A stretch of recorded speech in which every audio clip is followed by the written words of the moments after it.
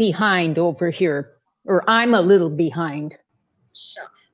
Most respected speaker of today, Dr. Sarah Hillyer, Director and Clinical Assistant Professor. Sarah Hillyer wants to live in a world filled with freedom of movement, innovative ideas, thoughtful people, and inspiring books, films, and creative media projects that tell the real life, the stories of everyday sporty heroes, creating a more just, equitable, and free world. As an educator and consultant with more than 30 years of experience, she worked with the US Department of State, United States Olympic and Paralympic Committees, Islamic Federations of Women's Sports, National Hockey League, National Basketball Association, PG of America, Women's Tennis Association, Google, Procter & Gamble, Saatchi & Saatchi, Los Angeles, dozens of National Paralympic Olympic committees, and more, creating programs that use the unique attributes of sports and physical activity to create innovative social movements and promote peace around the world. In 2011, Hillyer was named the Georgetown University Sport and Peacebuilding Postdoctoral Fellow, a fellowship sponsored by the HRH King Abdullah of Jordan. In 2012, she launched the University of Tennessee Center for Sport and Peace and Society, housed in the College of Education, Health and Human Sciences. The center was recognized by then Secretary of the State Hillary Clinton as a sole cooperative part of the State Department to create a global initiative designed to empower women, girls, and persons with disabilities through sport. Since 2012, Hillyer and her team have worked alongside more than 1,000 men and youth from 80 countries, impacting tens of thousands. In 2018, ESPN named the center's partnership initiative with the US Department of State and ESPN as the winner of the Stuart Scott Humanitarian Award. Hillyer received a doctorate degree in social cultural study of sports from the University of Tennessee in 2010. She also a master's degree in sports psychology from Murray State University and a BA in sports administration from Liberty University. She was a Division I NCAA basketball player at the Virginia Tech. When she's not using sport to change the world. You can find her spending quality time with family, playing one-on-one basketball with a nephew, or daydreaming about what world will look like when everyone realizes their full potential and unleashes their best selves for the sake of all humanity. Indeed, a great bio. We are very fortunate to have Dr. Sarah Hillyer, because I'm sure your words would be inspiring, motivating, and a little bit of peace would always spread into our community. On behalf of the Minister of Youth Affairs and Sports, Government of India, Hello India, and Lakshmi National College of Physical Education, a warm welcome to our most dignified speaker, Dr. Sarah Hillyer. I also would like to welcome. Thank you, Dr. Usha. Thank you. Yeah, I'd like to welcome Dr. Rosa, Dr. Darling Kluka, Dr. Tandy, Dr. G. Kishore, Dr. Sanjay Prajapati, and all my dear PE teachers to this particular session. Over to you, Dr. Sarah. Yeah. Thank you so much. Wow, what an incredible honor to be with so many of you. And I have been looking forward to this opportunity because I think as we're all facing really unprecedented times with COVID and so many challenges around the world, I am incredibly grateful for the power of technology to bring us together, to remind us that we may not be able to touch each other physically, but we can touch each other emotionally and through this power of connecting. And so it is a privilege to be with each of you and my dear esteemed colleagues. And to the PE teachers of India, you hold tremendous potential in your hand to change lives every single day. And I know your job is thankless. We are not compensated well to be educators. We carry a big, heavy burden, and sometimes we forget that actually what we are holding is the precious future of every country in our hands to make a difference. And so I just want to say it is my honor to be with you today and to serve alongside you today and hopefully share just a little bit of encouragement with you as you do the hard work to change the minds and the bodies and the spirits of the children that you're working with. So Dr. Usha, how much time do we have together? I'm sorry, your microphone is still muted. So sorry. I'm sorry, still 6 o'clock? 6, Okay, maybe about 50 minutes? 15 minutes. Yes. 50 minutes. Till 50. 6 p.m. Till 6 p.m. We can change the world in 50 minutes. That's more than enough time. Right, Dr. Sanji? Shall I share the screen or you will share? That's great. Absolutely. Please do. Yeah, thank you.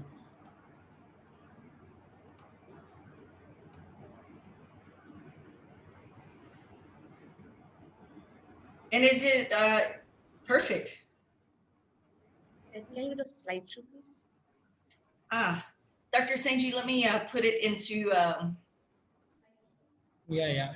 playing from the live mode. Perfect. Okay, so all I can see is my screen. I can't see you all, and this part really bothers me. So bear with me and know that I am 100% here with you. I just wish I could see your precious faces. So today I've titled a presentation, A Philosophy for Physical Education Teachers. And I've named this PE squared, or PE, physical education to the second power.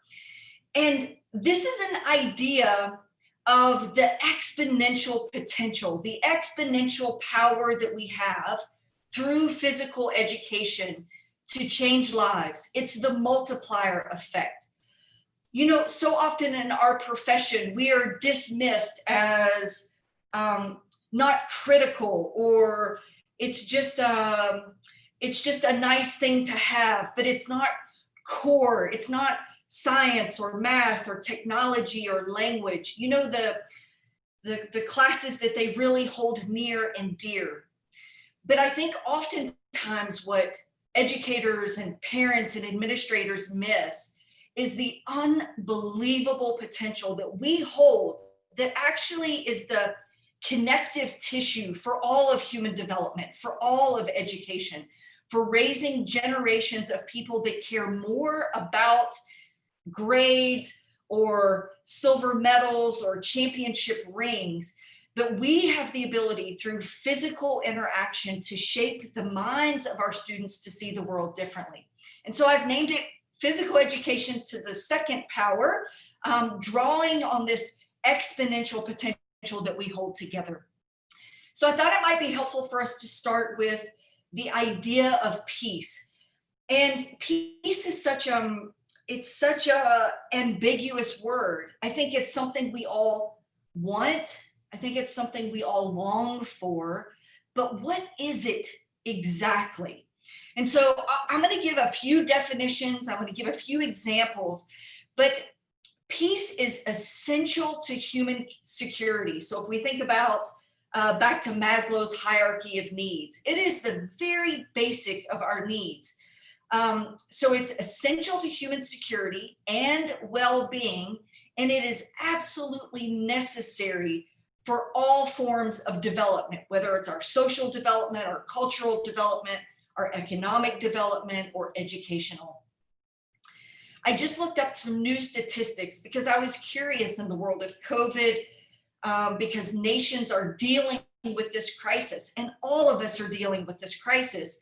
I was wondering, is this having an effect or an impact on how much violence, thinking in terms of war and armed conflict, our world is facing in the face of humanity and this other enemy that we're fighting? And unfortunately, that's not the case. So according to the Armed Conflict Location and Event Data Project, still a large portion of the world is engulfed in some form of conflict.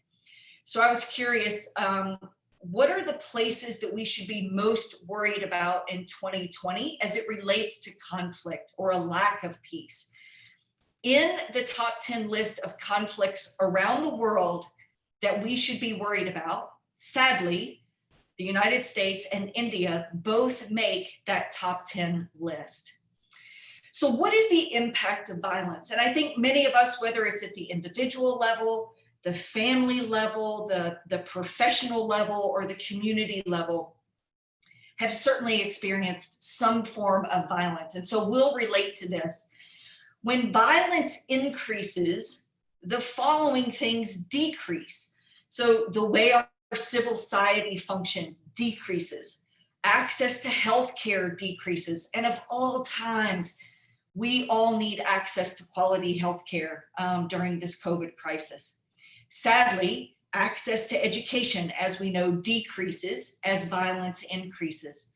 Access to food and shelter, our lifespan, and the quality of life that we're living. And of course, when violence is present, trust goes down. And when trust goes down, it affects everything. It affects ourselves, our families, our neighbors, the people we go to school with, our colleagues that we're teaching with, and on up the chain. Also, when violence increases, these things go up also. So these also increase. Sadly, poverty, we see a direct economic impact when violence goes up. Homelessness, as if that's not a challenge in normal times. Discrimination and violence against vulnerable populations. So I think the ones that come to mind so often. Sarah, ma'am, sorry to interrupt you.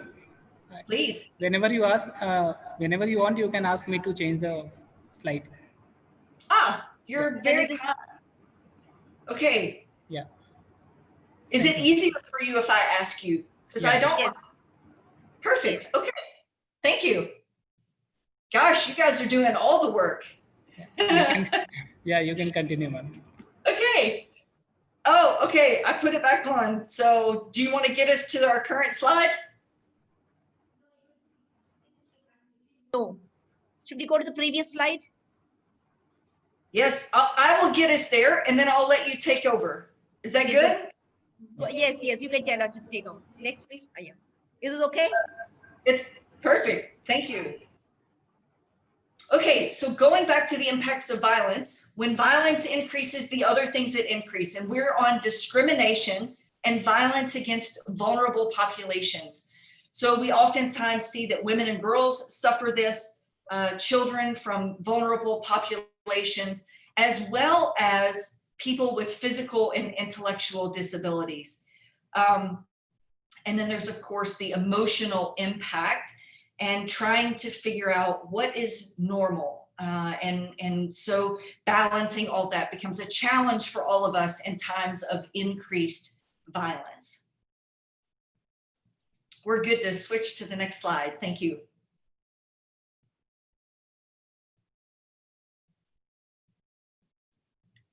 Dr. Sanji, are you going to switch it?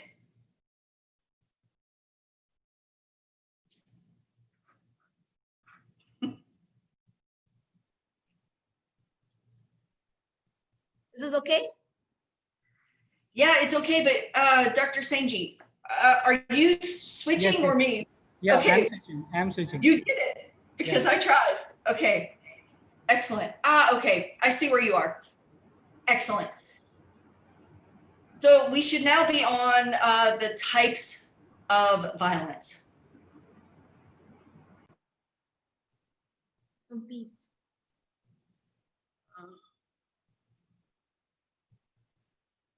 Slide 6. Slide 6. Yes, thank you.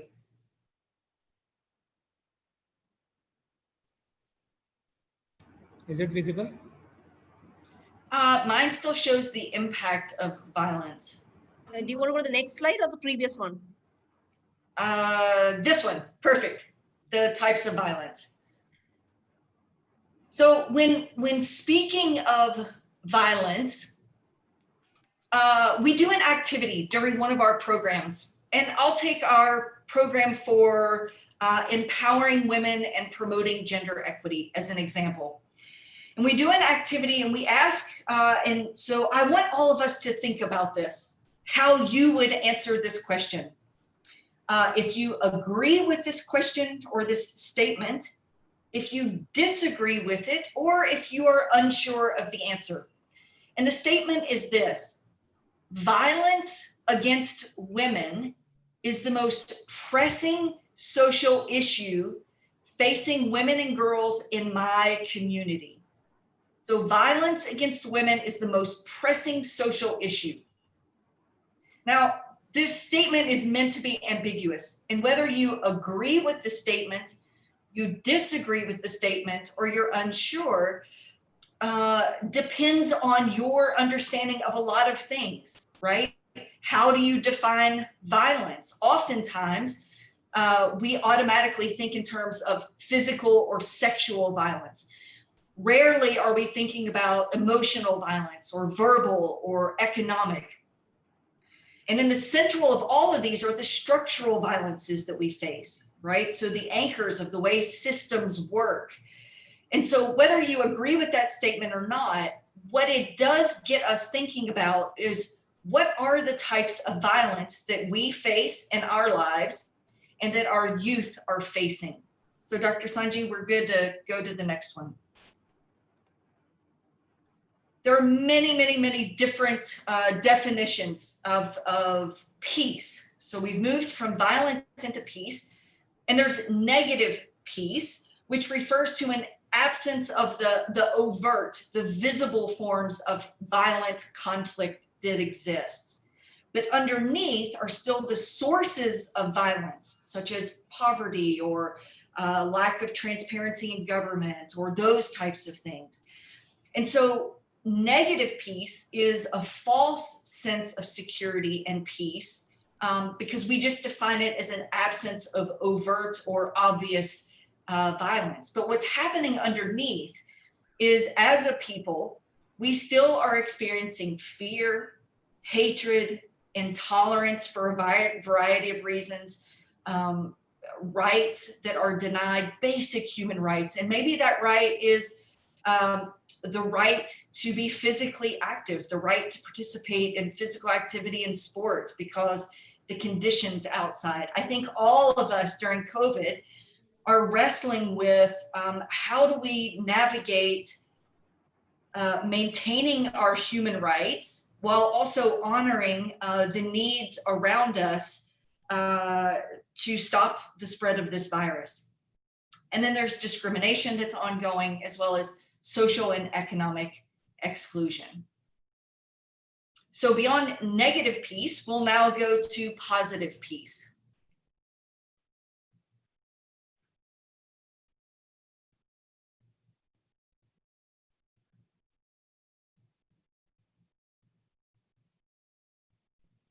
So positive peace, this is the real peace that we're aiming for, at least within at a societal level. And that is the absence of both violent conflict and addressing the structural forms of violence. And this offers optimal conditions for development. And as PE teachers, this is our work. This is our calling, is the human development, to develop the best humans that we can for our communities and our societies. So positive peace is about developing a just and democratic, fair system in which poverty, illiteracy, and other root causes of conflict are eliminated.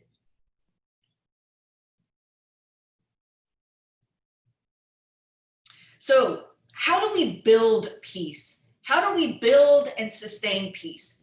So we want to work to make sure that basic human needs are met. We want to strengthen our civil society, foster more democratic and transparent governance, ensure fair and impartial justice systems, reduce poverty, and find ways to break down barriers and build social cohesion. Many of these seem very, very macro, above. We have this expression in the US, solving these is above my pay grade. It's above my salary. I don't make enough money to solve such big issues. I think as PE teachers, we see this as being above, this is a very macro level. So where do we fit in this equation? And I think where we fit and where we find our place to really contribute to peace building is in the final bullet point.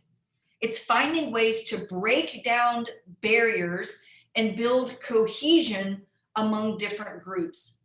And this is something that we can do in a really special way through the power of sport, physical activity, and physical education. Because we're not just educating on the physical literacy, the theories of physical activity and movement, but we also, if we think of ourselves as PE squared teachers, teachers who are looking for the exponential return on our investment in the physical literacy, is also the emotional literacy, the social literacy that we have this unique opportunity to teach through the power of games, sports, physical activity.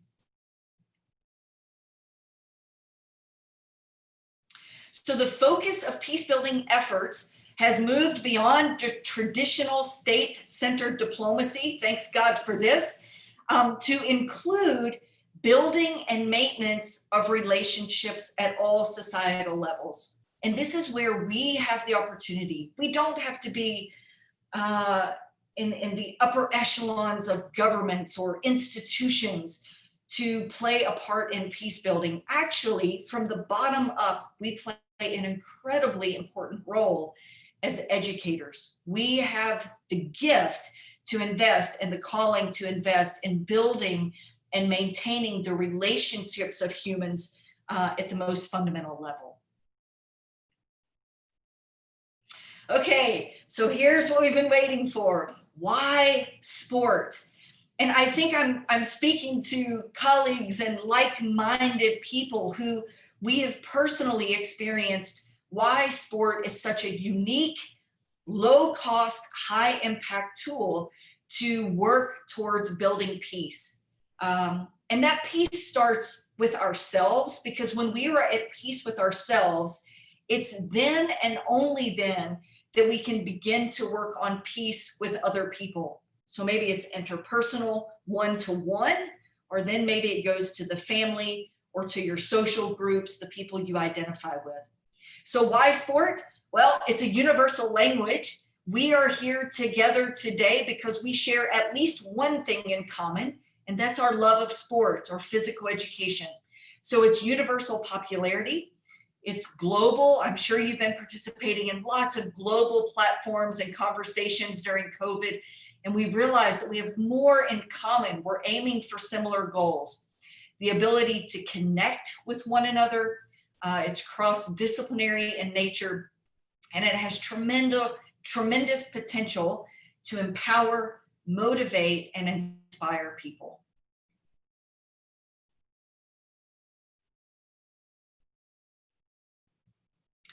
So some of the reasons that we know from research now, we've had enough years, and Miss Darlene and Dr. Rosa and many of our colleagues here have done a lot of work and research in this area to demonstrate why sport works specifically for promoting more peaceful communities and societies.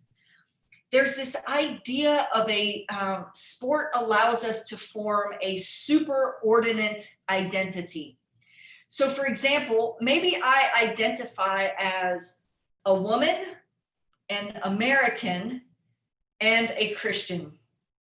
And perhaps I'm having a conversation with someone else who identifies as a man, an Indian, and a different religion, for example. And these are our core identities, the ways that we really define our values and who we are. But when we come together, let's say on the cricket field, is it called a field? Or a basketball court or some area of play, and we are joining together as a team to compete against another team, what we've just formed is another identity, right? So now we're on the same team, and all of those other identities become less important, and the superordinate identity that becomes paramount, that becomes most important, is that we are teammates shooting for the same goal, aiming for the same goal, which is to perform our best. And notice I said our goal is to perform our best, not to defeat the opponent. And there's a big difference there, which we'll see in a little bit as we think about the way we want to use sport to promote peace. So this idea of a superordinate identity. Also, sport allows for intimacy and vulnerability. So intimacy, we actually have to touch and sweat and show each other pain and weakness and suffering, as well as celebrating the victories. And so there's an emotional intimacy that comes through playing sports together, as well as vulnerability. We don't win all the time. We fail a lot. We try a new skill and we're not great at it yet. And so that's vulnerability. And when we're vulnerable with one another, the research says it allows us to connect greater to one another's humanity. It builds empathy when we are willing to share our vulnerabilities and we're willing to accept others' vulnerabilities. Obviously, there's group achievement. When we achieve a goal as a group, it is a different level of celebration than when it's just achieved on your own. To me, this is one of the most powerful reasons why sport works, is it provides a sense of belonging. I think this is so important, and not to sound my age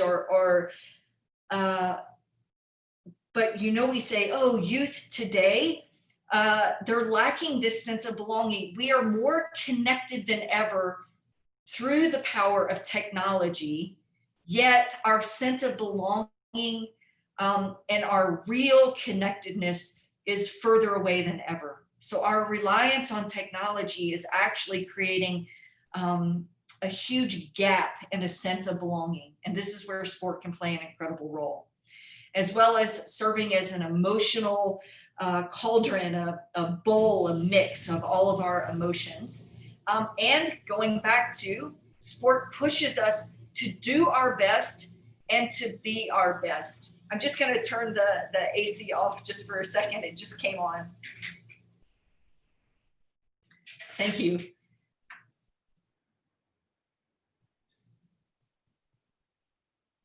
Okay, so for some, as we think about sport as a tool to promote peace, it may seem counterintuitive that in order for sport to be most effective in peace-building interventions, there must be competition.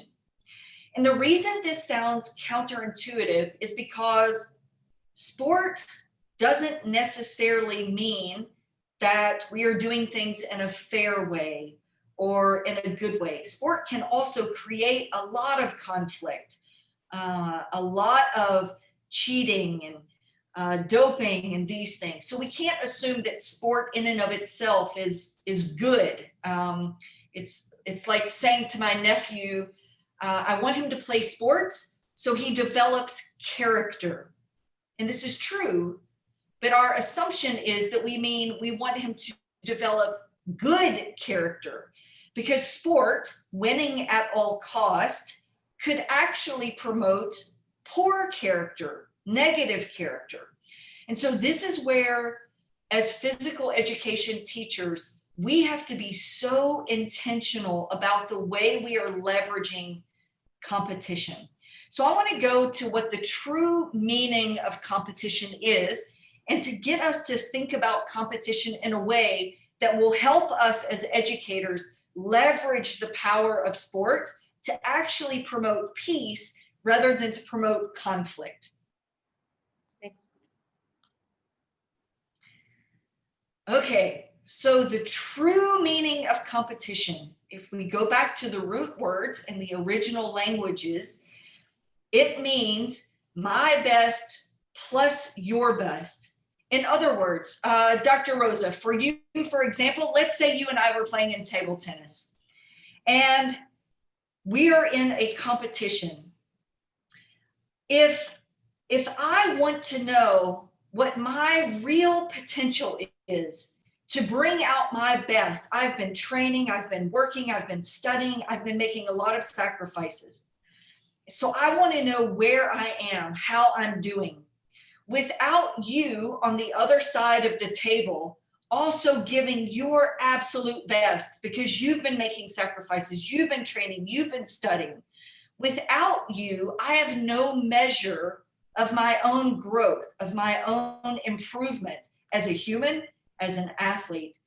And so competition means I need you to help me be my best.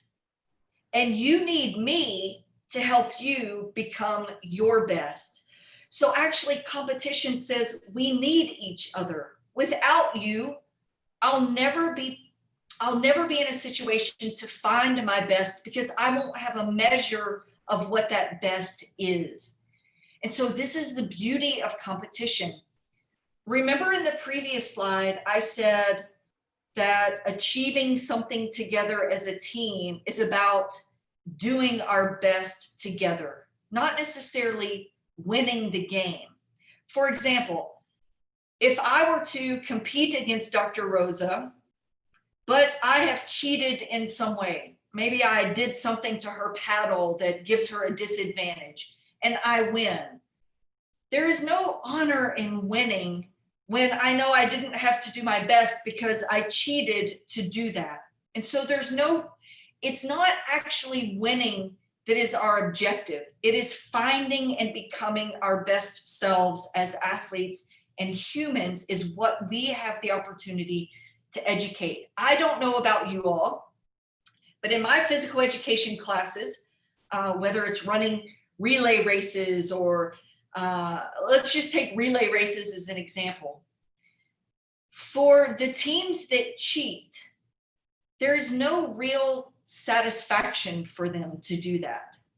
And they're actually not the winners.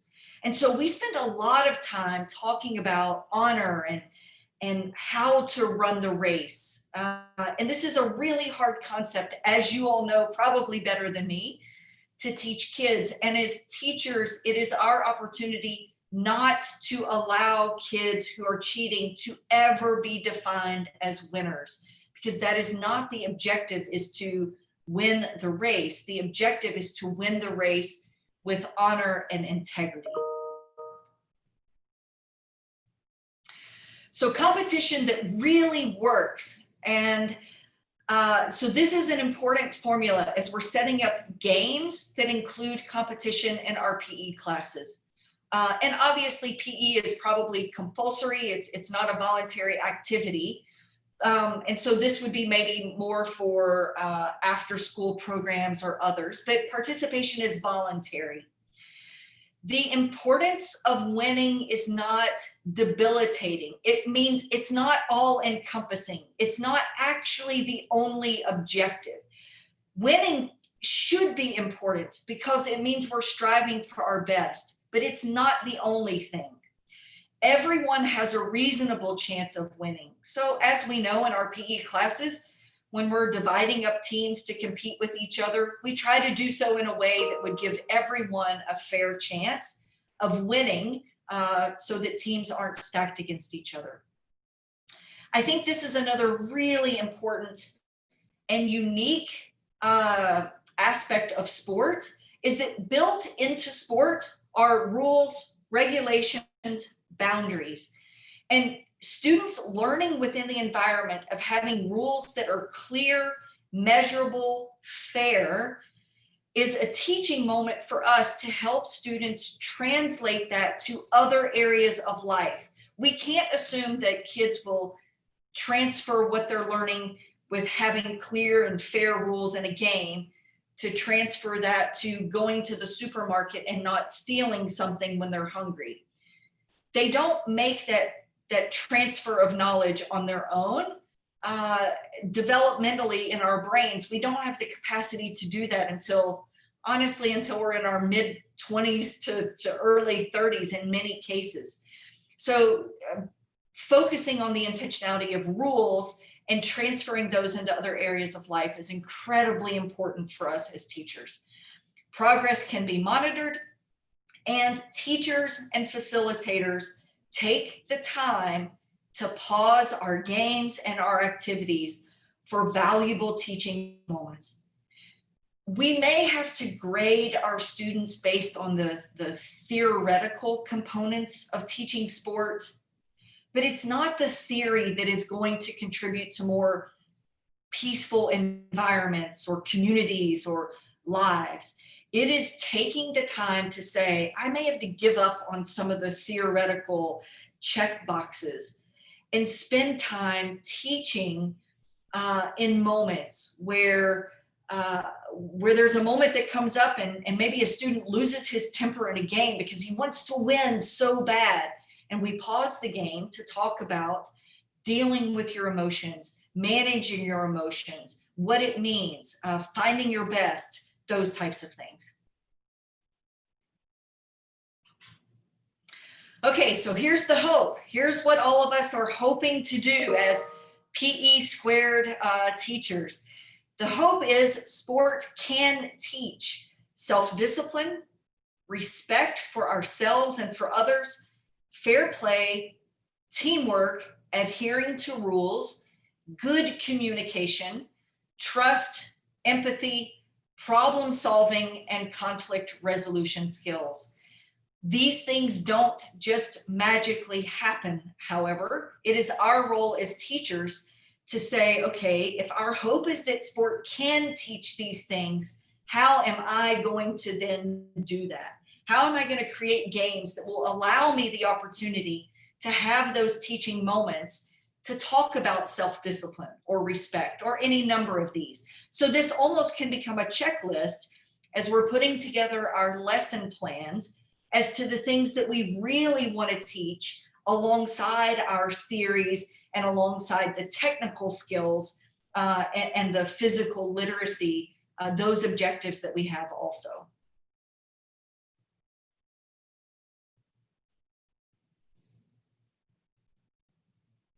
So here are some more of our hopes: that sport will serve as a great equalizer, that will be able to see the commonalities that we have in bringing people together, and that those commonalities, through playing together, through experiencing sport together, through chasing a goal together, would supersede or be more dominant than the hostile identities. Maybe they come from a different neighborhood or a different socioeconomic class or ethnicity or a religion. How do we minimize those and maximize the things we have in common that we have found out about each other through playing sports together? Secondly, sport will connect individuals to communities, providing a sense of normalcy. I think for us, at least in the American conversation, and I know Dr. Kluka could speak to this also, one of the things that we're really struggling with here is our youth not participating in sports right now, and the ways that they are really struggling with managing their emotions and coping with that, because all sense of normalcy has been taken away. And this is a real mental health crisis for us. I don't know if you all are experiencing the same in India. Also, providing a sense of structure, the routines provides safety for our kids. And as we talked about earlier, a sense of belonging.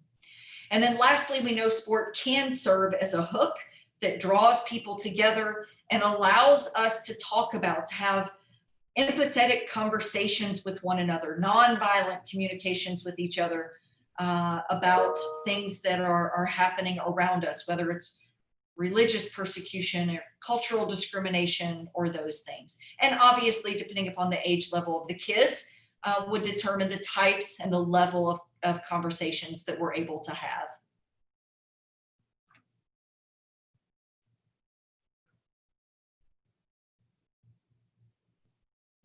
So sport will reveal the humanity of the other, and in turn will encourage people, and I should say, and in turn can encourage people. It doesn't mean that it automatically will, but in turn can encourage people to make different decisions in the ways that we treat one another, leading toward a more humane and peaceful world.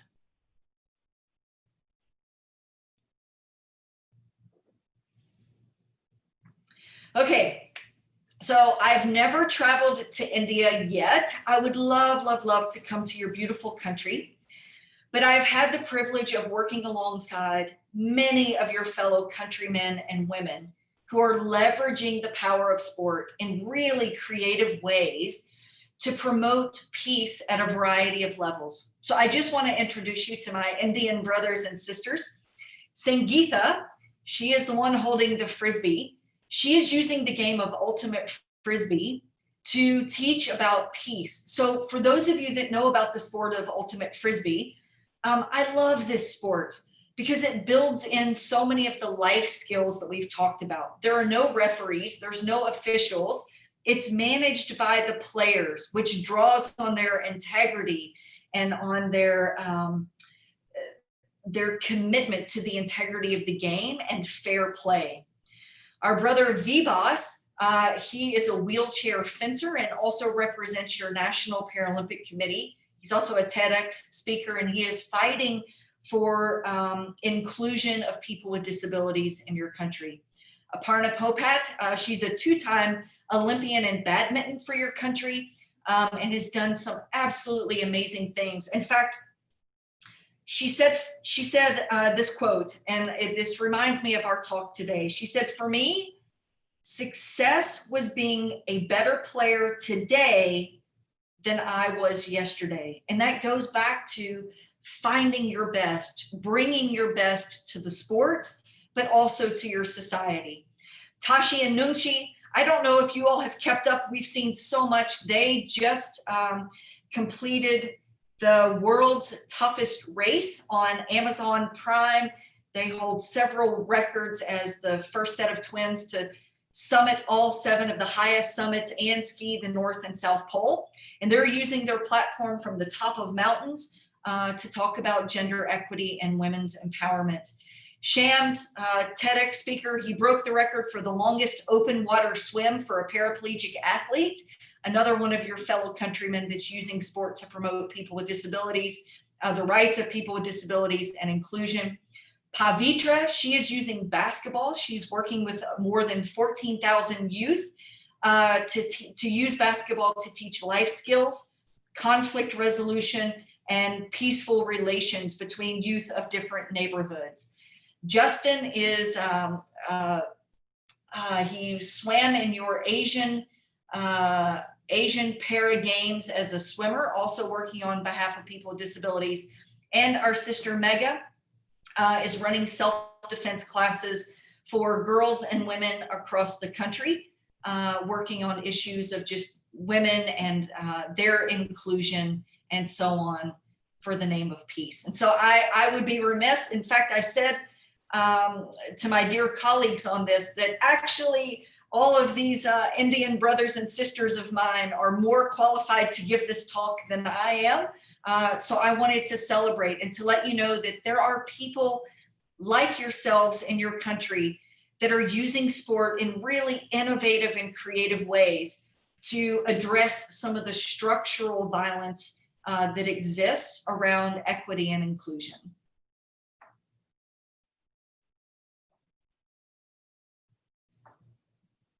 So in conclusion, this is a sort of a metaphorical view of the way I see all 2.2 thousand of you and all of my colleagues on this call, is that when we look to the future, when we look out over the beauty that exists in this world, and oftentimes it's hard to see it, but if we stand strong and we stand tall and we stand arm in arm as physical educators, seeing ourselves as PE squared, as more than just teaching physical literacy, but teaching emotional literacy, and social literacy, and the literacies that we need as humans to live in a more peaceful and prosperous world together. When we stand arm in arm, we shift the way we see our responsibility as teachers. We see it as exponential, as a multiplier effect to make a difference. I truly believe we can accomplish so much together. So thank you for the privilege and the honor of being with you today. And I'm happy to answer any questions that you may have. Dr. Usha, thank you so much. And thank you to everyone for this incredibly kind invitation to spend time with you today. Sanjay. Well, thank you, Dr. Sarah. It was such a wonderful session.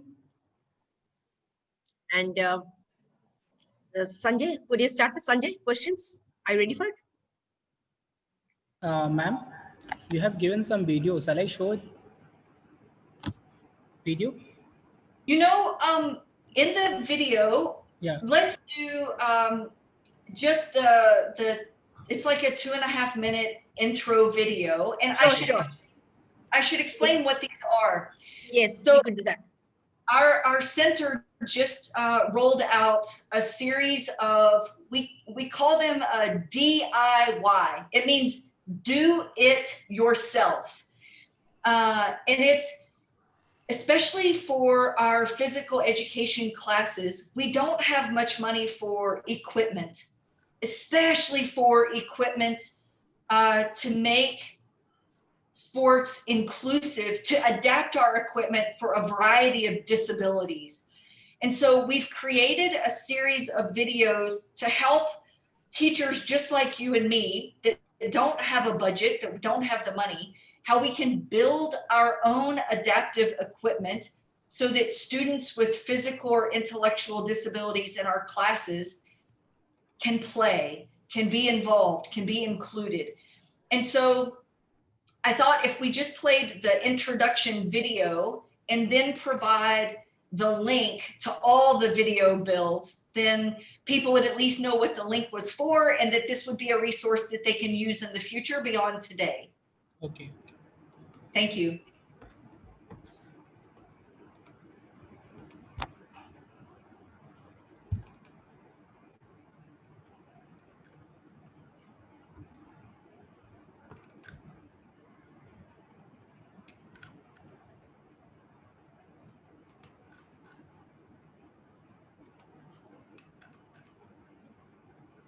Hey there, my name is Lisa Bel Castro, and I'm so excited to share with you some inexpensive ways to make sports more accessible to athletes with disabilities. For over a decade, I've been working in the adapted sport community as an adapted physical education teacher, volunteer, and advocate. Like many who run adapted sports programs, funding is often limited. Even on a shoestring budget, we must find creative ways to accommodate the needs of every athlete in our program. No one deserves to be left on the sidelines, and we're here to make sure that never happens.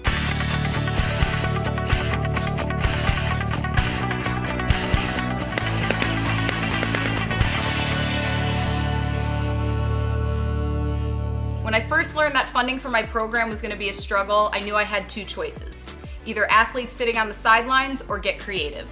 I chose to take the creative route by exploring ways to build equipment by hand. Doing so created opportunities for my athletes to participate regardless of their disability. In this series of videos, we will look at ways to make soccer, archery, bowling, bocce, resistance training, and even hockey more accessible by building our own equipment. However, the ultimate goal is to leave these videos inspired to create your own equipment that is customized to the individual strengths of your athletes. When brainstorming an idea for a piece of equipment, the first thing to do is identify which athlete the equipment is for. Next, make a list of all the athlete's strengths. Focusing on the athlete's strengths or the things that they can do as opposed to the things that they cannot, kickstarts the creative process by giving you a path forward. Finally, when planning a piece of equipment, increasing the independence of the athlete should be at the heart of the design. If done right, the adapted equipment should increase the autonomy of the athlete. In these videos, we will be using PVC pipe to create our pieces of equipment. PVC pipe is inexpensive, easy to work with, and it's very durable. When working with PVC in this capacity, you need to remember 3 steps: cut, connect, and cement. Using a saw, we will be cutting the PVC into the desired lengths. Next, we will connect the pieces together using PVC fittings. Finally, we will cement the joints into place. So if you're ready to get started, grab your saw, your measuring tape, and let's get to work.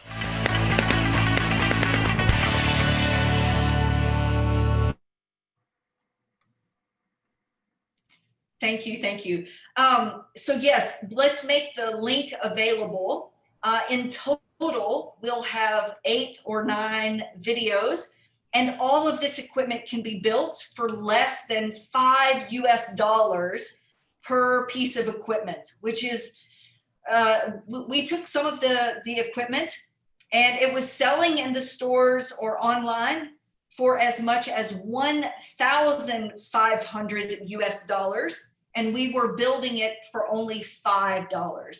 So hopefully this will make a good resource for all of you working to make your classrooms more inclusive.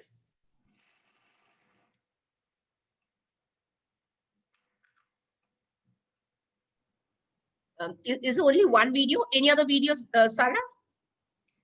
There are. So there on that web page, there are maybe 2 or 3 or 4 others posted. Can you just share one more? Yeah, we can share one more. Absolutely. It'll be about 8 minutes long. She said you go to the same web page.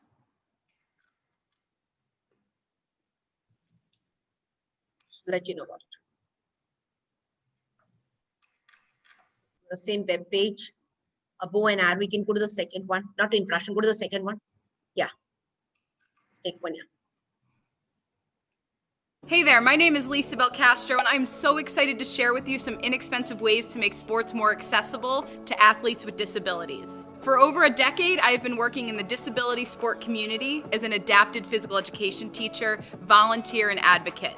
Like many who run disability sport programs, funding is often limited. Even on a shoestring budget, we must find creative ways to accommodate the needs of every athlete in our program. No one deserves to be left on the sidelines, and we're here to make sure that never happens.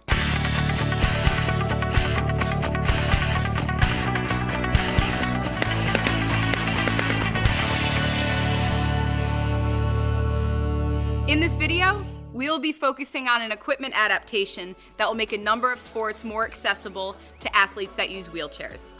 We will be building something that I call a striking extender. The idea for this came after watching an athlete during a hockey game. He was trying to pass the ball, but the armrest of his wheelchair obstructed his ability to use both of his arms, and this made the game difficult for him. The striking extender, when added to any striking implement, like a hockey stick, golf putter, or croquet mallet, comes up over the armrest and across the body of the athlete. This allows them to utilize both their arms in a comfortable and effective position.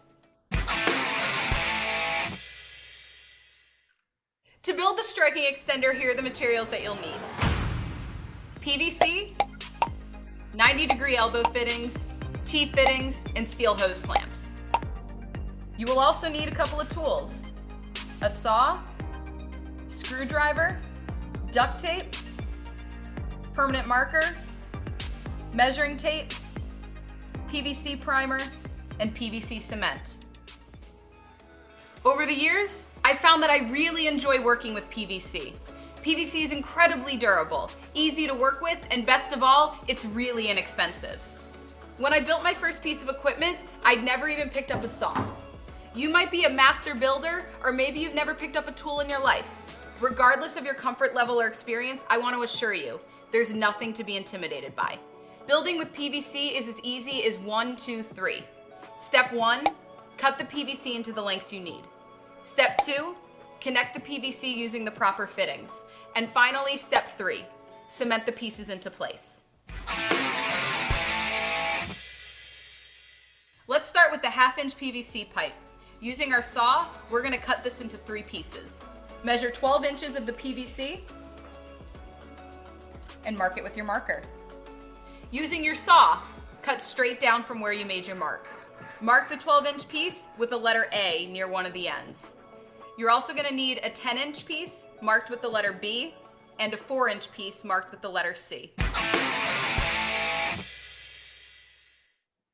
First, you're going to start with the piece that you marked with the letter A, and you're going to get a 90-degree elbow fitting.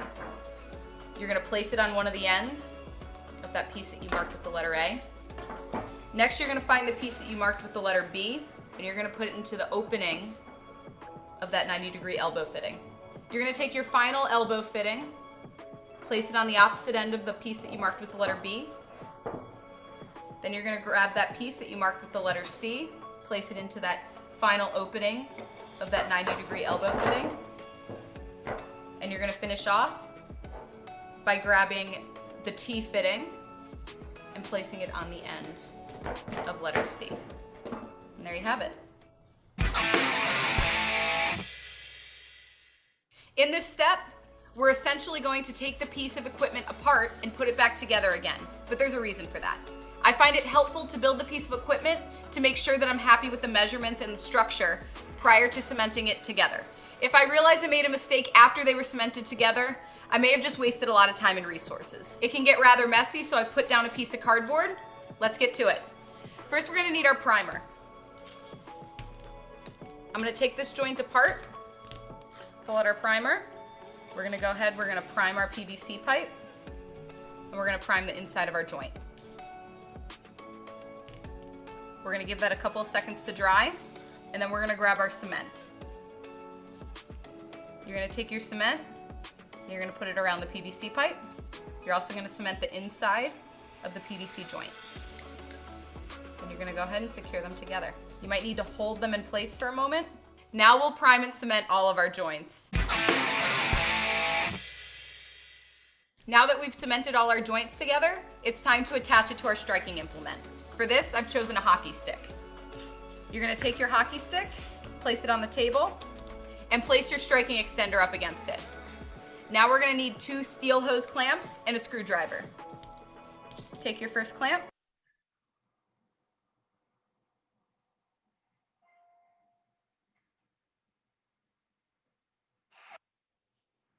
Place it on the table and place your striking extender up against it. Now we're gonna need 2 steel hose clamps and a screwdriver. Take your first clamp, secure it around the hockey stick, and using your screwdriver, you're gonna tighten it. We're gonna take our second clamp, and with our screwdriver, repeat. Finally, to ensure the striking extender is safe for both the user and other athletes participating, I'm gonna wrap duct tape around the hose clamps to cover any sharp edges. You can see that the striking extender elevates the hockey stick up over the wheels and across the body of the athlete. This is gonna allow the athlete to use the stick more effectively and efficiently.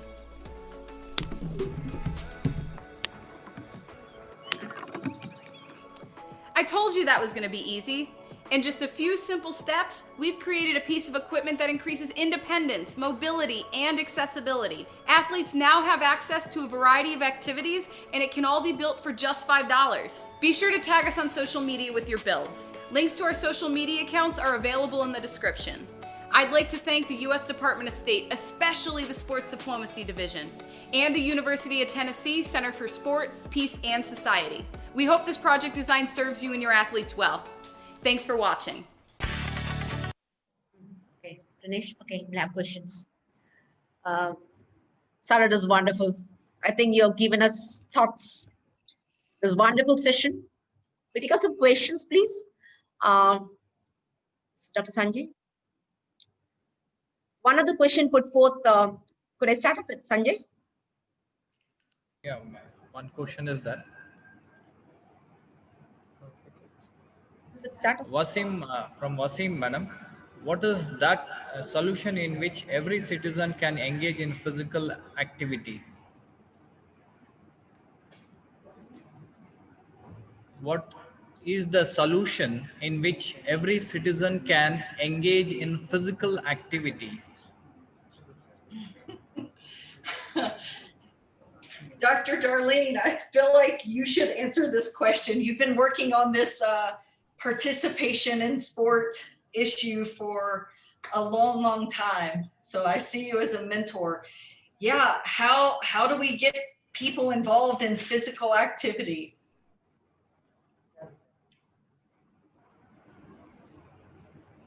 The challenge is that we all have to remember that physical activity is voluntary.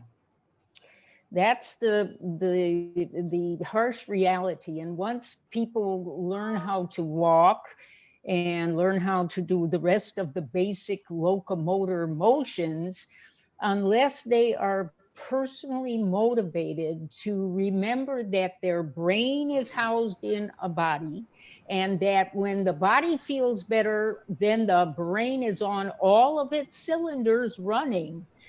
The challenge is to create an environment as a physical education teacher or a community coach to be able to get people interested, or Sarah said earlier, get people hooked. And the only hope that we have is that we do a good enough job at the beginning for them to own the piece of, oh my gosh, was I physically active today, whether they're 13 or they're 83. And some people will do that. Other people absolutely will not. So it really is a voluntary activity, but you try your best to create an environment where they're going to want to step in and participate. Yeah, Dr. Darlene, it's so interesting that you said that. I've been reading a lot of behavioral psychology and influence strategies. And to be honest, I've been reading a lot about this because our students at the university are not behaving according to the social norms that we need for them to prevent the spread of the virus on university campuses. So we're thinking in terms of how do we use behavioral psychology to influence students to make the right decision. So in coming across some of that literature and to answer or to contribute to answering this question, there's two things when we want to influence behaviors, and they're so simple. And it's asking the question, is it worth it? So the person, if they answer the question, is it worth it for me to be physically active? As physical educators, we have the privilege and the obligation to make it worth it. And that may be creating, again, a really fun environment, right? It shouldn't be work. It should be a place where we derive tremendous pleasure. So is it worth it? And then the second question is, can I do it? And if the answer is yes, I can do it, then it's our jobs to help make it worth it, to establish those patterns in the young ages so that it becomes a lifelong habit. So just to add to what you were saying. Thank you for that question.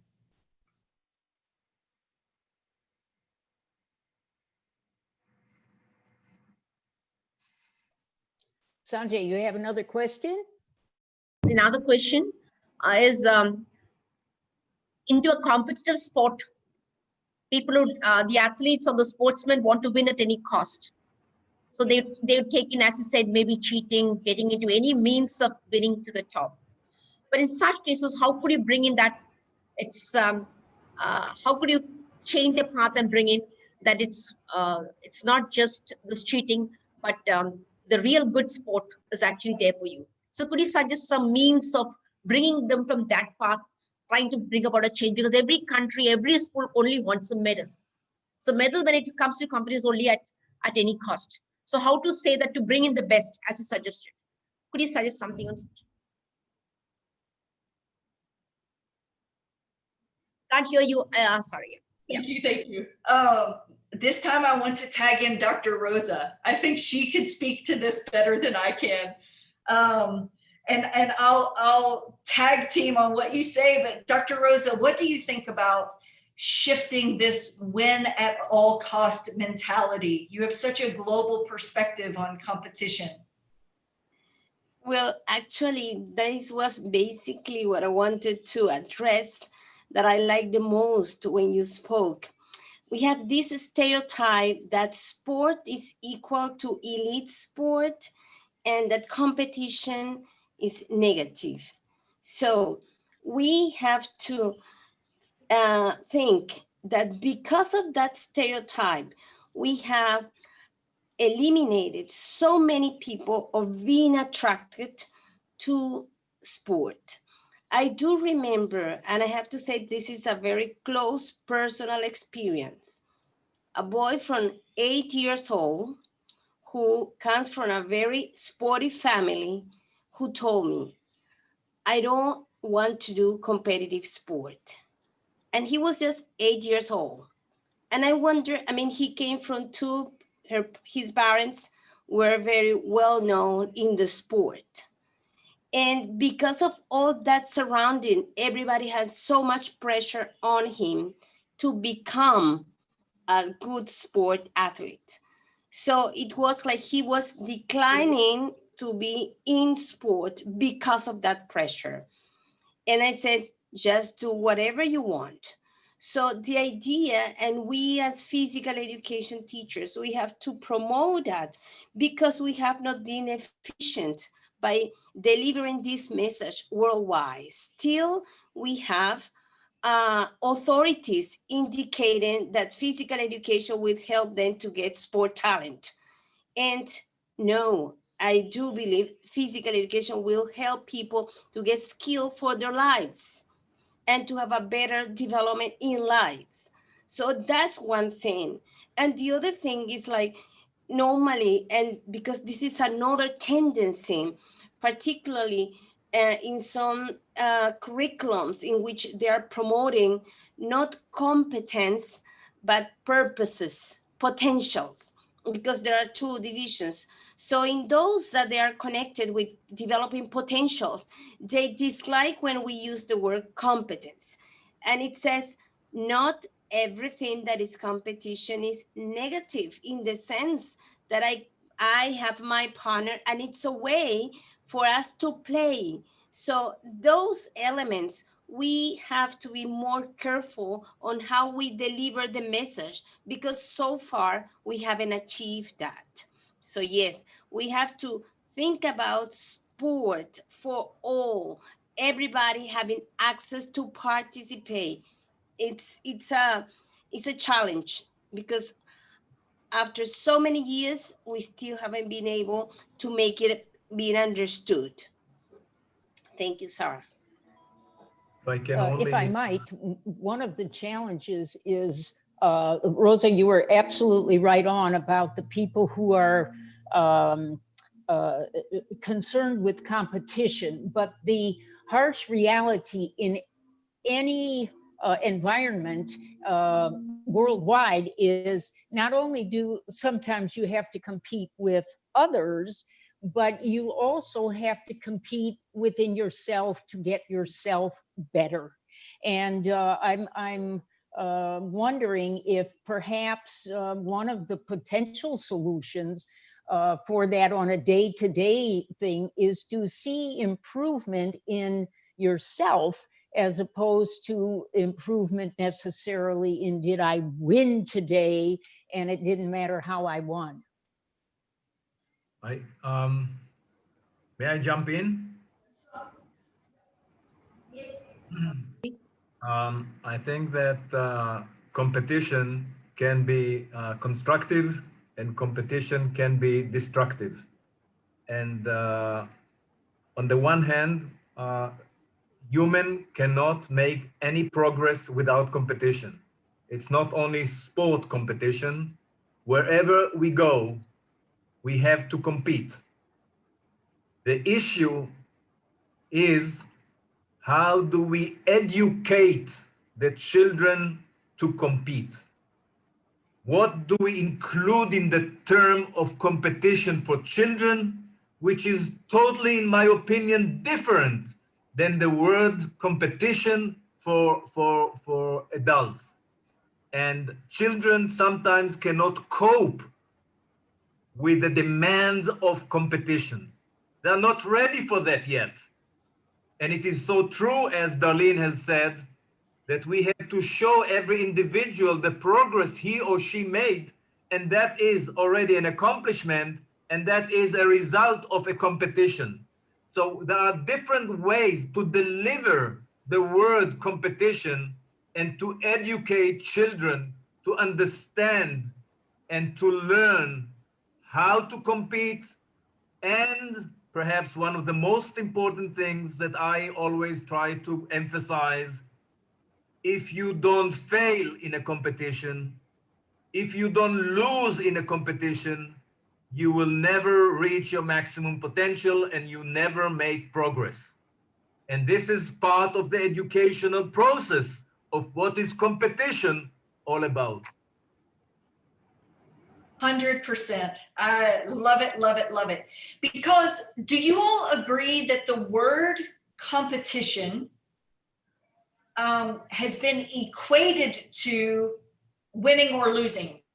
It's a zero-sum game. You either win or lose, and that is the purpose of competition. It is the expression of competition.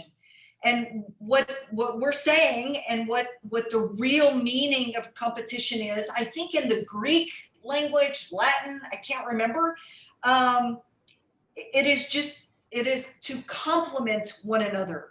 It actually means to complement, to compare, not to defeat or, so 100% agree. It is redefining what we mean. And maybe because this word carries such strong connotations of winning or losing, we need to think about the ways we use that throughout the developmental stages of a child's life. I 100% agree. Thank you. Yeah, one more question from my side, madam. During this sports competitions, even crowds, they will start fight as well as violence will prevail. So how sports can help in this? At the same time, during the war also, armies, they play how sports can help one side. During the war, sports is played, and another side, during the sports, violations will be there. So please, can you? Yes, I am saying this in a very joking way. So I don't want in the English, but those who are fighting in the stands of a sports match, send them to war. And those in war who are playing with each other and finding the humanity in each other and coming together, give them tickets to the sports match. And it's finished. Thank you, ma'am. Thank you.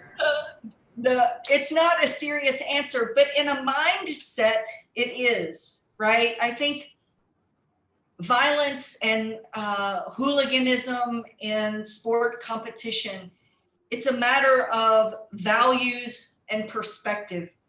And if the athletes themselves or the institution of sport does not and will not accept violence from fans, and they take the product away from the fans, it's one solution. It's redefining the culture of sport. And gosh, if it was a simple answer, I think we wouldn't be facing how many hundreds of years of sport, violence from fans.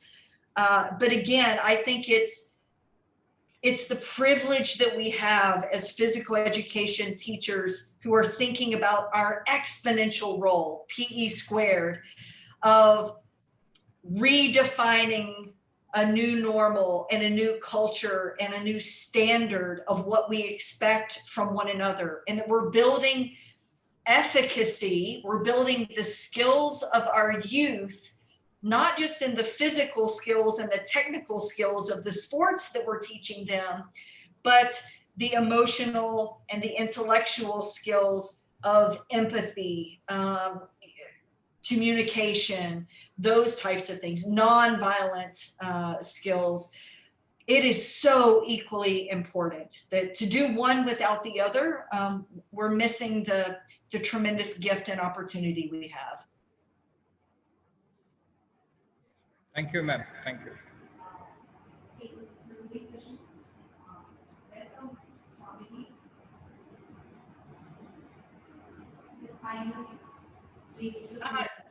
Dr. Usha, your microphone is still muted. Sorry. Yeah. We have among our panelists His Highness Sri Vishwapriya Tirtha Swamiji, who's a senior Swamiji of Udupi Sri Adnarmat. His Highness Sri Vishwapriya Tirtha Swamiji, the senior pointer of Sri Admar Mutt, which is one of the 8 mutts started by the Sri Madhvacharya to spread the Dvaita philosophy. Sri Admar Mutt Education Council runs 37 premier education institutions across the country, and His Highness Swamiji is the president of these three institutions, which is continuously extending quality education blended with values and Indian ethos. His Highness Vishwapriya Swamiji was given sannyasa by Sri Sri Vibhudesha Tirtha Swamiji, who was the founder president of all institutions running under the banner of Purna Prajna group of institutions. Swamiji has delivered many spiritual lectures across India on Madhva philosophy and continuing his efforts for the betterment of society by sponsoring for the cause of education. Swamiji's keen interest in spreading education along with sports and wellness is evidenced by the activities he has supported over the years. In the last 3 years, under the guidance of Swamiji, Purna Prajna College of Udupi had hosted several national level tournaments, namely All India Kabaddi Tournament, All India Women's Netball, International Seminar on various topics of wellness and sports. On behalf of the Ministry of Youth Affairs and Sports, Government of India, Hello India, lectured by National College of Physical Education, a warm welcome to His Highness Sri Vishwapriya Tirtha Swamiji to this function. Welcome you, Swamiji. And for the information of Swamiji, we have experts from the US, Sarah Hillyer, we have Dr. Kluka, we have Tandy, Dr. Ruza, Dr. Yuri, and our principal, Dr. G. Kishore. So could you just, about your views on sports and peace, we request for your message, please.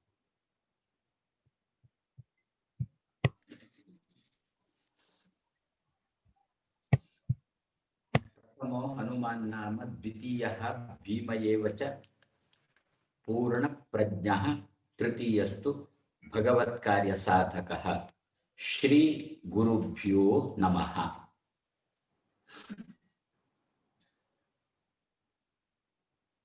Human being is always wants healthy life. There is one proverb in Kannada, Rogiya Balu Hadu, means who possess always one or another diseases, his life ruined, and no benefit by living. So, healthy body. For healthy body, healthy mind is necessary. If mind is ruined by anything, because mind is very, we call it as a sukshma, means sensitive. So if there is a little bit, just like a point of hairs, there is a ruin to the mind.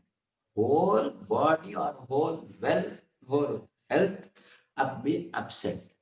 So healthy mind is necessary for healthy body. How we keep the healthy mind? For that, only one medicine is peace of mind. By whom we can get peace?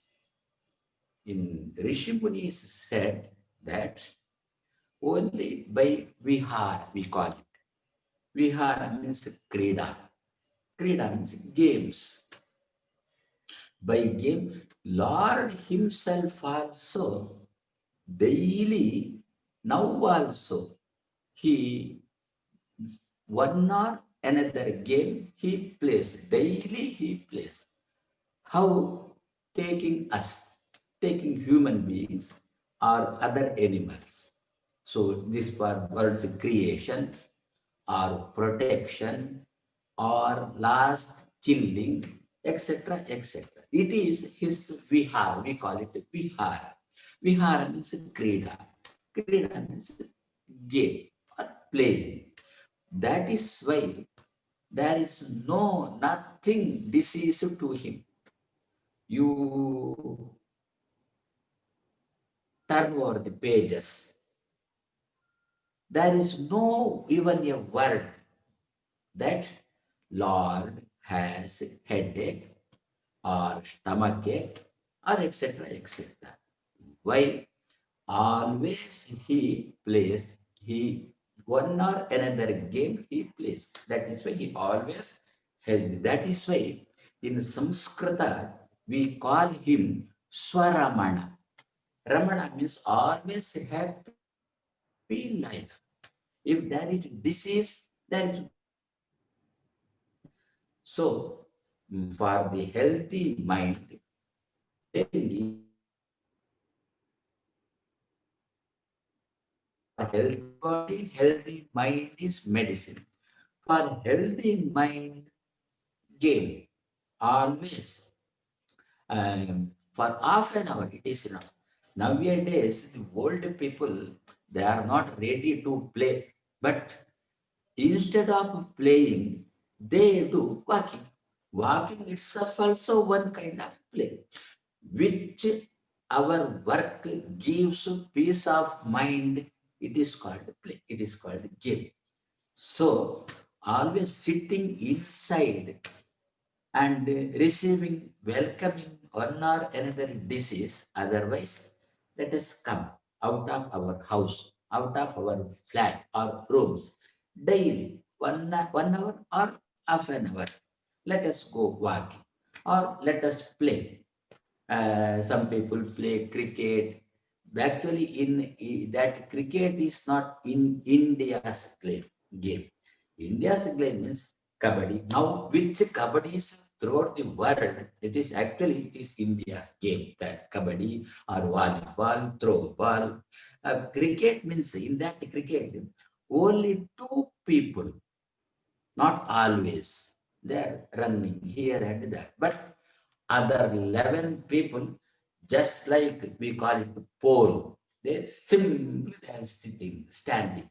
Simply standing also not necessary. So there is a movement should be in our body. For me, movement, kabaddi or coco or volleyball, throw ball, in all these games, every person, all in each and every minutes, they should be alert. So it gives the peace of mind.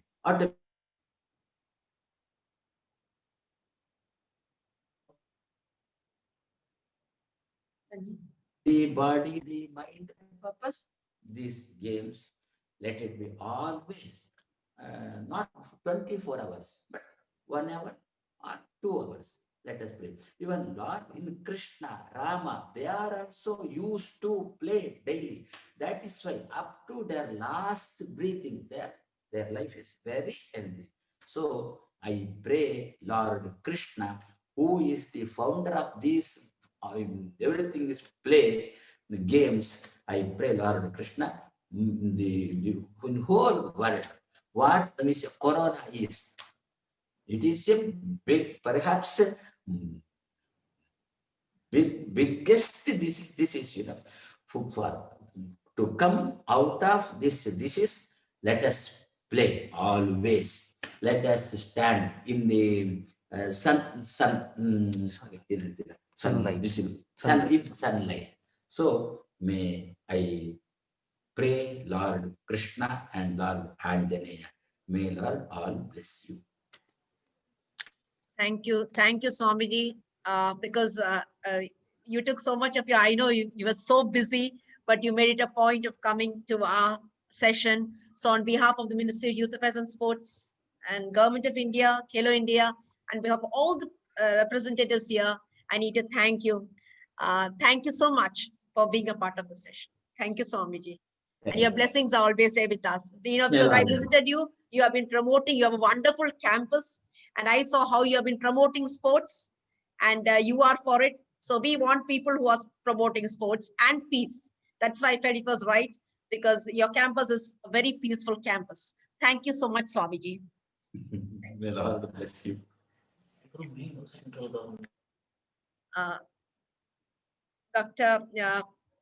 Dr. Yuri, could you for your remarks, please, for Dr. Sarah's session. This time, I will forward the opportunity to feedback first to Rosa and Darlene, and then maybe Rosa, for Sarah's, Rosa. Yes. Well, thank you very much for this message that we received. I think so welcome, okay? And particularly for us, as international speaker, not so familiar with the Indian culture. So thank you very much. I very much appreciate it. Okay. About Sarah, again, your talk, I really enjoyed, and I want to emphasize that part in which we have to make it comprehensible that sport doesn't mean elite sport. In so many languages, and I have to say that for me, it's always a concern when people refers to sport and they immediately connect it with elite sport. So your message was so important in order to just remind all of us to make it available, not to enclose sport. Because for some, and I have seen this discussion between people who support physical education and they say, but not sport. And I said, my gosh, I mean, sport is a means of physical education. So we have to be very careful on our discourse and our language.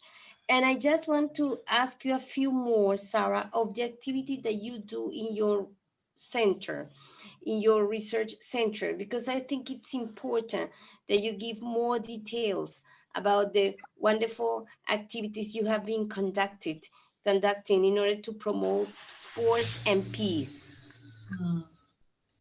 Thank you so much, Dr. Rosa. The center, actually, you know, the story is, it is my own lifelong journey of peace. So if it's okay, I just want to give you a background of the story, because the Center for Sport, Peace, and Society has not always existed at the University of Tennessee. So there's some things that are, I think, maybe very interesting. First, you'll notice that peace is in the center of our name. The Center for Sport, Peace, and Society. And this is very intentional because it reminds me every day that I wake up that peace is at the center of everything I do, of every activity, every choice, every decision we make as an organization. The center of that is pursuing peace. Sport is a means. Society is what we want to impact. So it was a very strategic thinking. The way the center came about, as you noted in the biography, I had the privilege of playing basketball in university in the US, which, because of our sports system being so different and so closely connected to our education system, basketball gave me an opportunity to access a quality education, which, coming from my socioeconomic background, would not have been as possible for me. Certainly we were not, we were maybe lower middle class. So I was very, very fortunate and very blessed, but I couldn't have afforded higher quality education. And basketball gave me the opportunity to do that. While I was playing basketball, because it becomes your job. So the way our economic system in higher education works with sport is if you're given an athletic scholarship, essentially that becomes your work for the university in exchange for the pay that they give you, which is your education. With that comes a lot of power and control with your coaches, right? They become your boss or your owner. If you are playing for a club team, they own you. So I had a coach who was a very win at all cost mentality. It was, I want to control my athletes to know that they are allegiant to me above everything else. So my coach instituted a policy for me where every single morning I had to wake up at 5 a.m., go to the training room, and to step on the scales to see how many kilos I weighed. So it wasn't just how many kilos I weighed. I get that to some degree. But as an 18 to 22-year-old female, you know, our weight goes like this. It's just part of the humanity. But the psychological violence, the emotional violence was she never told me every day how much I was supposed to weigh. So every day that number of kilos changed. Some days it was up, some days it was low. If I didn't make the weight, then I couldn't play or practice or train, which meant my scholarship or my pay, my access to education was in jeopardy. So it became psychological torment for me, and I developed an eating disorder. I became bulimic because I would starve myself to make weight. Then I would eat everything I could because I was so depleted from training all day, every day. And then I would have to get rid of it, and then the cycle would start over. So all of that to say, the way a coach used sport in a violent way in my life became the driving force for me seeing sport as a means of peace. Peace with myself, to understand that my identity is not as a basketball player. That is what I do. That is not who I am. So I had to find, who am I? Basketball is just what I do. Teaching is just what I do. Being a daughter it's not really who I am. So I had to find my core values, my belief systems, and all of that really defined me. I promised when I finished with that experience, I promised I will never have anything to do with sports again the rest of my life, because I saw it as ruining me. I was scared. I didn't know if I was going to live and ever see food normally again, or not be so sick. I was really sick. And then one morning after the year that I graduated, I woke up and thought, wait a minute, sport didn't do this to me. It's what someone in a position of power did to me. It's the way she chose to use sport in my life. And if she had the power to use it for violence, I have that same power to use it to promote peace. And so that was in 1994, and I started an organization called Sport for Peace. And 20 years later, after continuing my education bit by bit by bit, I thought, wow, I can continue to do this work as a nonprofit, or I could go into higher education, bring this work into higher education, and try to radically change the way we do curriculum around any sport-related discipline, so that peace becomes a centerpiece of physical education, sport management, sport psychology, sport sociology, whatever it is. I wanted to try to change our curriculum and the ways we're educating, so that sport and peace become one and the same, not sport and violence and all of its forms. So I'm sorry it was a long story, but this is the background as to how it happened. Thank you, but it's really important, because I know that there are many stories like yours, okay, in the sense that felt that sport in a way pushed them, but it was not sport, it was the person who was either coaching, mentoring, or sometimes parents as well. Thank you. Yeah, you're welcome. Thank you, Rosa. Darlene, click out, please. Well, Dr. Sarah, the last time I think I may have seen you was either a convention or literally in Israel with Uri. You remember when you had us there? She and I and Annalisa and probably a couple others were staying in the hostel. So this is a wonderful way to continue these kinds of exciting experiences. Sarah, help help us to understand what the impact you believe is in the academic curriculum, because you're really responsible for a center and not an actual curriculum. So how does that work for you? That's a great question. For us, it's about advocacy, education, and creating project-based learning opportunities for our students. So in some ways, we're not rewriting the curriculum to be approved at the administrative levels. But what we are doing is positioning ourselves as opportunities for service learning, for other modes of learning that takes the theoretical, let's take sport management, right? So we're going to take the theoretical learnings in the classroom in sport management.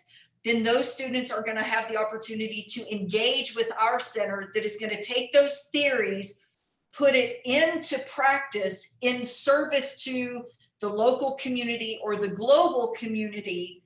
And so we become the bridge between theory and practice. And that practice, by the time it makes it to that way, they're not just applying sport management, they're applying sport management through the lens of building and addressing societal inequities and those types of things. So does that help answer your question? It does. And Dr. Usha and Dr. Kishore, at your university, do you have an opportunity to do these kinds of things where the students are in their majors, and then the university also has practical experiences for them?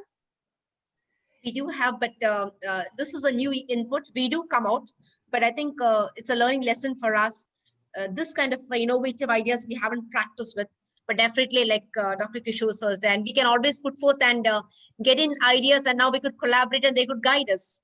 Definitely our students could learn a lot, because that's something which is possible. Thank you, Sarah, for this, because Kishore is very receptive, because he's just waiting for us to start off with something, and that's what this particular platform is for. Kishore, sir. As a curriculum, it's there already as an ingredient, because the piece part of it, though it is not spelled out and it is not, taken up as a separate chapter or portion, it is an ingredient, it is always there. So we have check and balances to find out how much of, the sporting qualities is acquiring. The piece resembles, as rightly pointed out by Dr. Sarah Madam, it's a state of mind where you have positive mindset of peace or negative mindset. So we could assess this through the behavioral pattern of the students. And then we can check whether they are into a positive peace or negative. But as rightly pointed out, there is a with the changing trends happening, which I will like to mention when after the turn comes. It is required that we should have some sort of metrics through which we can find out the peace ingredient in every candidate, every athlete, and can have a separate curriculum dovetailed into our syllabus. That's what I think that's a right mention which has been made by Dr. Pluta. I appreciate. Thank you so much. Thanks, Sarah. We look forward to, because as Dr. Kishore pointed out, because it's a theory, but putting that into practice through the medium of this, where we try in, that's definitely a bridging gap. Definitely that could help us a lot. Thank you for bringing in this. And yeah, I will talk to Dr. Yuri, please. Dr. Yuri. What can I say? First of all, as a former Memphian, I appreciate very much the University of Tennessee, which is a great campus. I have much appreciation for the university and the faculties, and of course the basketball teams. And I think the presentation was wonderful. And I'm questioning myself, did you deliver the presentation to the right people or not? because I believe that whatever you said today, you convinced the convinced people. We are with you. I think, if I may, that this presentation should be delivered and presented to politicians, to parliament members, and to governments, because you made it so simple to understand what is the power of sport to stop violence and to enhance peace. And if there is anything which is in a need nowadays in the world, it's more peace and far less violence. So I truly think that it's a masterpiece. The presentation was a masterpiece, very well structured, very well presented, and I really appreciate it very, very much. And I still think that there are always things we can debate on. You know, I'm taking from your presentation one simple term which you used at the beginning of your presentation when you said negative peace. It's oxymoron, you know, negative. How come negative can go together with peace? But it does make sense when you explain and when you try to make your point. It is a powerful term, and I think we all should think of how we should better use this terminology. Yes, sport motivates, sport inspires. It's all words that you were using in your presentation.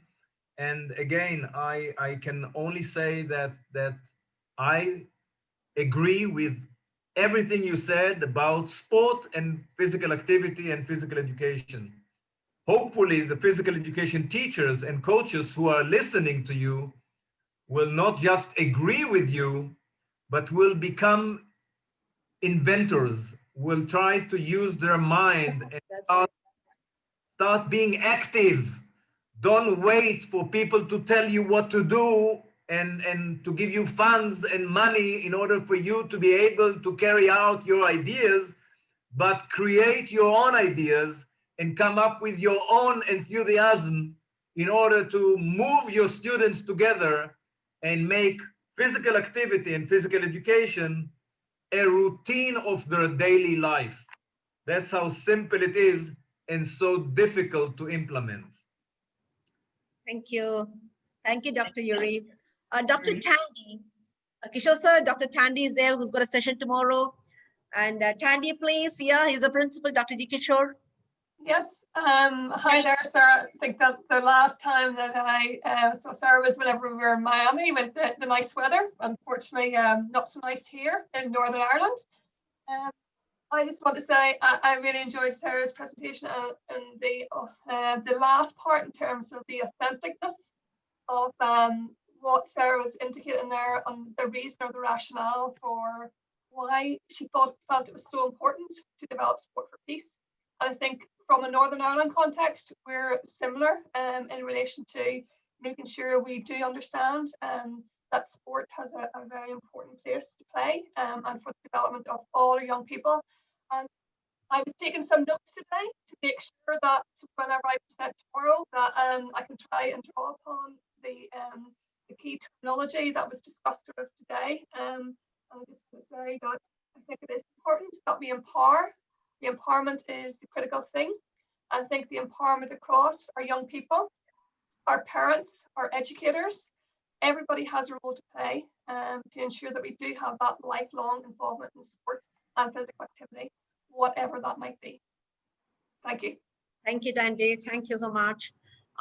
Kishore sir. If I may just reach out to Sarah in a very informal way over the presentation and the online that we have this opportunity. If you will allow me, I will reach out to you and send you an invitation to join with your campus, your university, your research center, the International Council of Sports Science and Physical Education, where we, the three of us, Darlene Kluka, which is our vice president, as you may know, and Rosa, president of IAPESGW and executive member of IXPE, are trying to learn so much through these webinars. And hopefully you will agree that we will reach out to you and invite you to come on board. Thank you. Absolutely. I would be honored. And to speak to that, to two things you said regarding the governments. So one thing I didn't mention, and maybe Dr. Darlene or Dr. Rosa was trying to pull this out of me, but we are in a 9-year partnership with the US Department of State and IAPESGW. And the name of this program is called the Global Sports Mentoring Program. And I've put a link in the chat. I'll follow up with you, Dr. Yuri. But in these 9 years, we have trained 196 women and men sports leaders. Maybe they are physical education teachers, coaches, athletes, some work in the Ministry of Sport. So it's really, if you think grassroots leaders all the way up to governance leaders, training that broad range of leadership, specifically on how to use sport as a tool to promote peace, inclusion, and equity. So we've currently, through funding from our State Department, have trained 196 from 83 countries.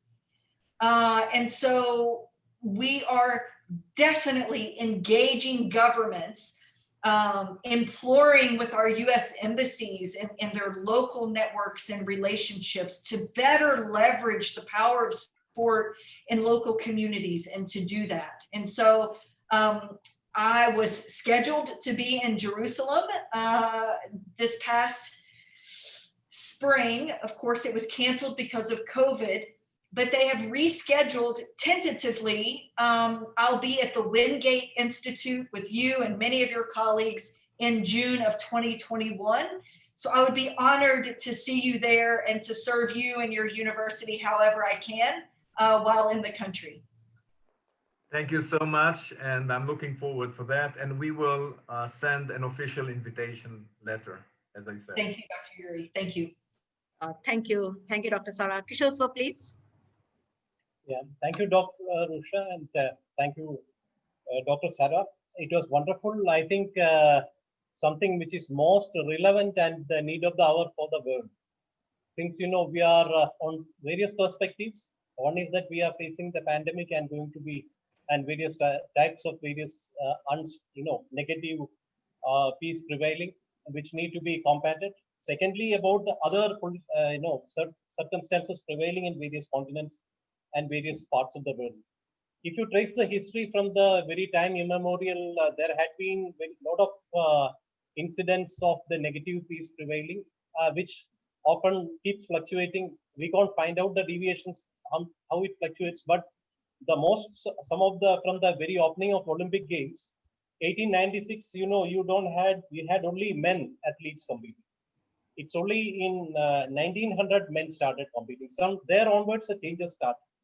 And if you trace the history, we had always many incidents of bribery, doping, protests, boycotts, and violence in sports, in the Olympics and various international sporting arena.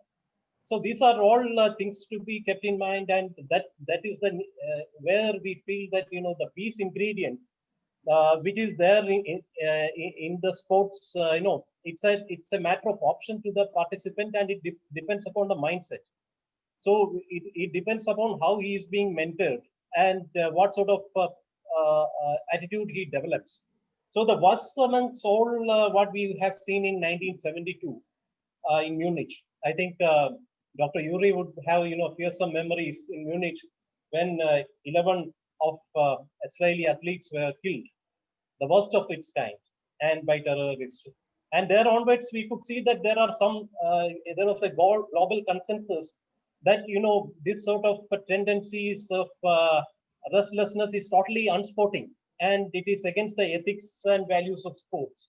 So after that, there was a lot of changes happening and concerted effort to build peace through sports. And there is, I think, changes also visible.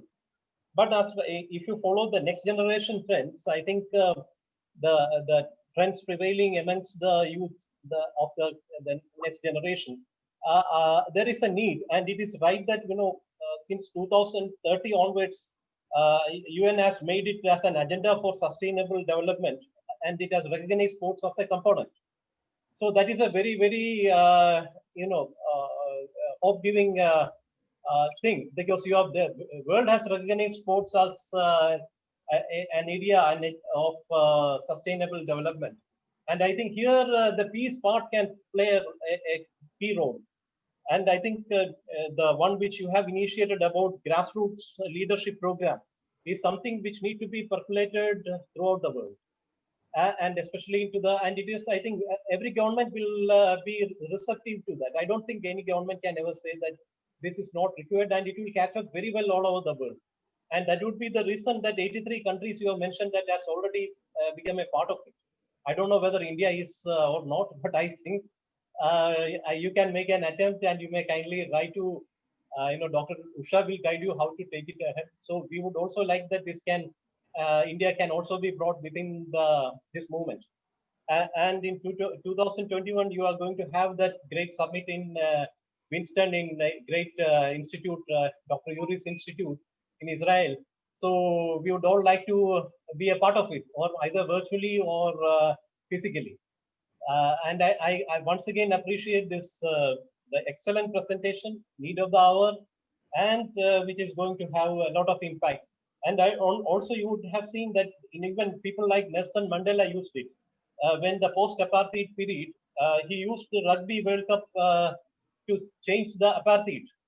And even in India, Mahatma Gandhi, though not known as a sports person, non-violence, he took up non-violence as a part of his freedom struggle. And he was a man with a lot of positive sporting attitude, positive peace in his mind.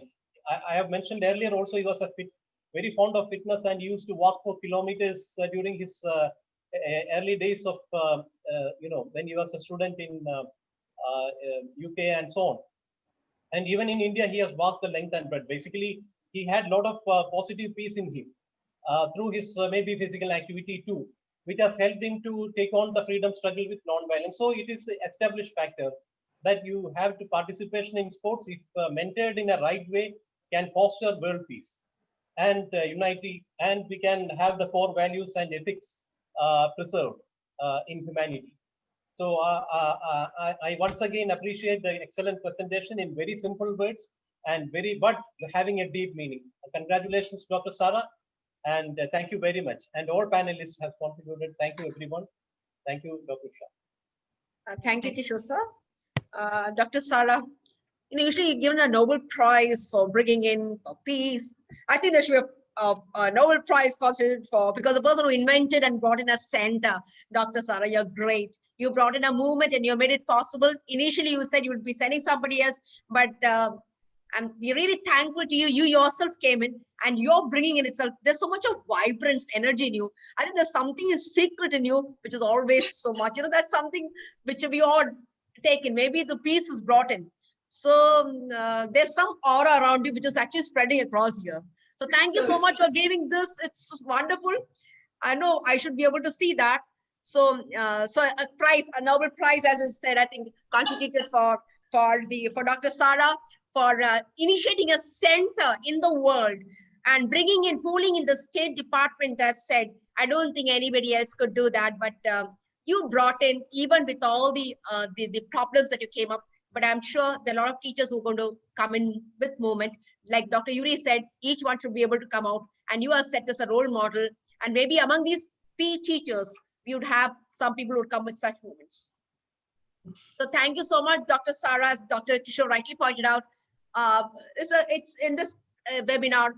This webinar is not just a platform for knowledge sharing, also certain resolution to be brought in, and certain learning and lessons to be brought in. And we would like to implement and bring in small things, but maybe at the government level, we can take up because Dr. Kishore is there. And we are with the Ministry of Youth Affairs and Sports. As you said, whatever you did, please do bring it to us too, because with open hands, we look forward to you and where you would help us. And we have the entire group here with the President of XP, Vice President, and from the entire communities over here. So please do help us. So on behalf of the Ministry of Youth Affairs and Sports, Government of India, Khelo India, a big thank you. I should say hats off to you for this vibrant, dynamic lady or the women. Yesterday we were talking of power women, but you are a person with so much of an era. Thank you so much for your valuable presence. And you have brought in peace, and the peace has started coming. It started flowing in, and we all could get it in. Thank you so much. Okay, So- you need to be the leader of the world because you're the one with the energy and the aura. Who gave That's- us? No, it's so nice. Thank Because you all so much. I was going to say, you said you have open hands. I always say that the best use of our hands is in the version of a high five. So I am high-fiving all of you for your work and your contributions to this world. And there is something beautiful about exchanging a high five. And so I am sending each of you a virtual high five to say, thank you so much. Yeah, yesterday when I saw you at your place, I said, you're such a beautiful place to live in. You were sitting beside you, as you said, you live beside a mountainside. And I wish we all would have seen the view yesterday you were. It was such a lovely scenic. I think maybe you may get some energy from there. Thank you so much. I also would like to thank His Highness Sri Vishwapriya Tirtha Swamiji, Senior Swamiji. Indeed, we are indebted because he runs an institution. He's the one who promotes sports. Very rarely we come across where a Swamiji does that. But I had been to the center, and he's too looking forward to having a healthy and a campus which is promoting more of sports. So in the on behalf of the Ministry of Youth Affairs and Sports, Government of India, I'd like to thank Swamiji. I also would like to thank Dr. Yuri, because I think there are a lot of things. You should be penning down those points because they should come as a booklet. Yuri, it's something, every day there's certain things which comes up. And I think they are the things, they are real education for our students, actually, for the generation, and especially for the parents, for the children. So thank you so much, Yuri, for being a part of us. And I think it's so nice to have you as a panelist on most of the days. The day when you're not there, we really miss you. Thank you so much, Dr. Yuri. I'd like to thank Professor Rosa. Thank you so much, because you make it a point of anyway being a part of it and see that the organization is being represented. Yes, you said me namaste anyway. Now we all are Indians, right? So namaste. Thank you so much, Rosa, for being a part of supporting this mission and getting in such speakers. That's the biggest thing, which we never even thought of. So you made it possible, and you made for our PE teachers possible to make an international platform with eminent speakers like Rosa coming, like Sarah coming in. Thank you, Dr. Darlin. I think, in spite of having a tooth, you went to the dentist, but you made it a point of coming here. So I think it's nice one fine day when we don't see you, we really miss you. Thank you so much for supporting us and enlightening our PE teachers. I'd like to thank Dr. Usha, I think we have to admire these ladies, Dr. Rosa and Dr. Darlene. I mean, for us, it's afternoon, we are very comfortable with the time zone. For them, I mean, to speak to the point at this time in the morning, unbelievable. And they are doing it once and again, once and again, once and again. I admire them. They were there for 30 days on the last first batch. Unbelievable. So they are the source of inspiration for us. That's why teachers all come in. So thank you so much. With the morning cup of coffee, find Darlene coming out, and she said she's going to offer me a cup too. Yeah, that's it. I'd like to thank Dr. Tandy. You come in, a coach. I think there's lots to learn from you. And we look forward to your session tomorrow, Tandy. Thank you so much for your valuable presence. And we look forward to your session tomorrow. So Thank you very much. Look forward to tomorrow. Yeah, I'd like to thank Dr. Kishore sir, who's not only the principal, also the regional director, very busy person throughout, but he makes it a point of not missing this particular session. I think he makes it a point of listening to all, trying to find out what all ways and means to get in, to join associations, have collaboration. He says, come on, let's do whatever is possible. So I think I need to thank Kishore sir, because he's given me the freedom. So that's what, rarely you come across. So that free hand is given by which you can really work. So thank you so much, Dr. Kishore, for trusting us and providing us this platform. I'd like to thank Dr. Sanjeev Patil. Thank you, sir. I'd like to thank Sanjeev Patil. So a person who's the co-host for the session, asking questions. And thank you so much, Dr. Sanjeev, for your presence to be as a co-host. Thank you, I'd like to madam. thank Ramesh and Hari for the technical support. I'd like to thank all my dear PE teachers from across the country, sitting for 2 hours in the morning, 2 hours in the evening. I know it's so difficult, but I'm sure Sarah has motivated you and boosted you, given a lot of peace. And with times to come, we're going to prove what is our PE teachers like. So once again, each and everyone, thank you, namaste, and a high five.